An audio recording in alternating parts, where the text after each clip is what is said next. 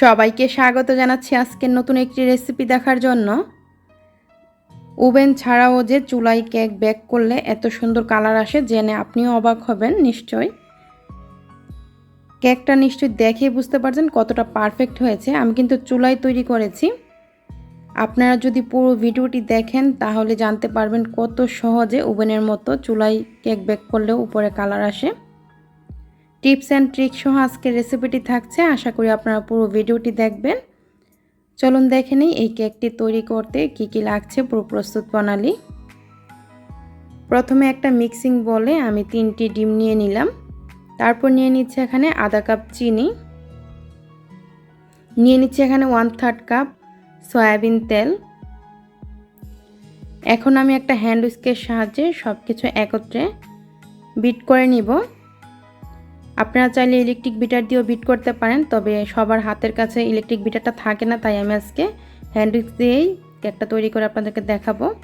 তো আমি অনেকক্ষণ সময় নিয়ে কিন্তু বিট করছি। আপনারা চাইলে কিন্তু যদি হ্যান্ড উইস্ক হাতের কাছে না থাকে তাহলে ডাল ঘুটনি দিয়েও ঠিক একইভাবে কাজটা করতে পারেন বা কাঁটা চামচ দিয়েও করতে পারেন।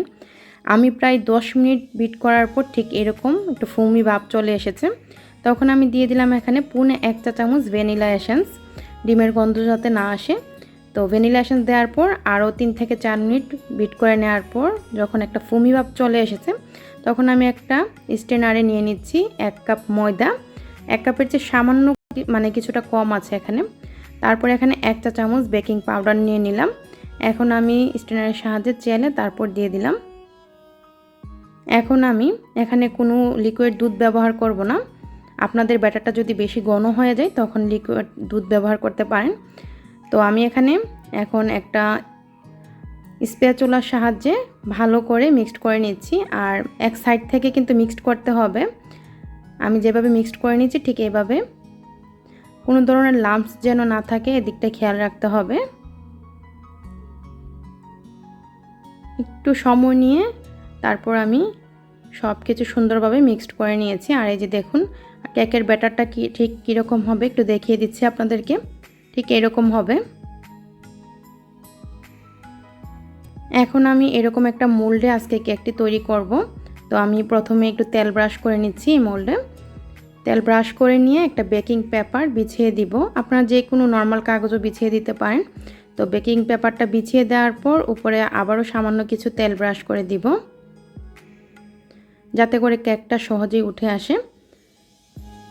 তারপর আমি এখন কেকের ব্যাটারটা ঢেলে দিচ্ছি উপর থেকে, যাতে ভিতরে কোনো বাতাস না থাকে। তো এভাবে ব্যাটারটা নেওয়ার পর এখন আমি ট্যাপ করে দিচ্ছি। এই যে দেখুন ট্যাপ করে দেওয়ার কারণে ভিতরে আর কোনো বাবলস থাকবে না।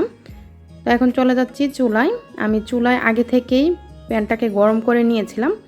তারপর আমি এখানে একটা খাতার যে নর্মাল খাতার যে কাগজগুলো, আমি এই কাগজগুলোই এখানে 2 পাতা কাগজ দিয়ে দিলাম। অবশ্যই কাগজটা দিতে হবে উপরে যদি কালার আনতে চান ওভেনের মতো। তারপর স্ট্যান্ড বসিয়ে দিয়ে এখন ব্যাটার সহ যে মোল্ডটা আমি বসিয়ে দিচ্ছি।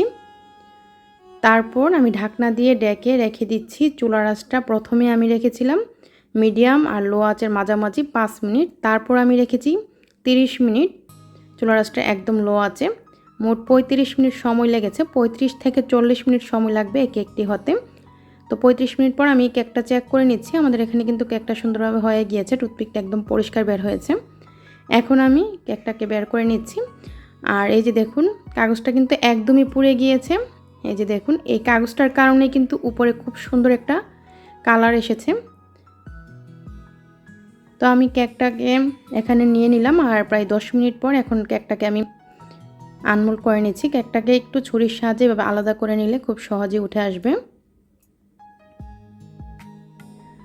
তো এই যে দেখুন কেকটা কতটা সুন্দর হয়েছে নিশ্চয়ই দেখেই বুঝতে পারছেন। ওভেন ছাড়াই যে চুলায় এত সুন্দর কেক তৈরি করা যায় অনেকেই হয়তো জানেন, আবার অনেকের কাছে হয়তো একদমই নতুন। আপনারা যদি বাসায় ট্রাই করেন তাহলে বুঝতে পারবেন। আর ভিতরটা আপনাদেরকে দেখাচ্ছি কেটে।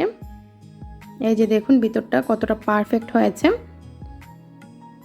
বাজারে কেনা কেকের চেয়ে কিন্তু ঘরে তৈরি কেকটা খেতে অনেক বেশি সুস্বাদু হয়। অবশ্যই বাসায় তৈরি করবেন। আর স্বাস্থ্যের জন্য বাজারের কেকটা কিন্তু ভালো হয় না। তো বাসায় তৈরি করে কিন্তু খুব সহজে নিতে পারেন। বিশেষ করে বাচ্চারা তো কেক খেতে অনেক বেশি পছন্দ করে।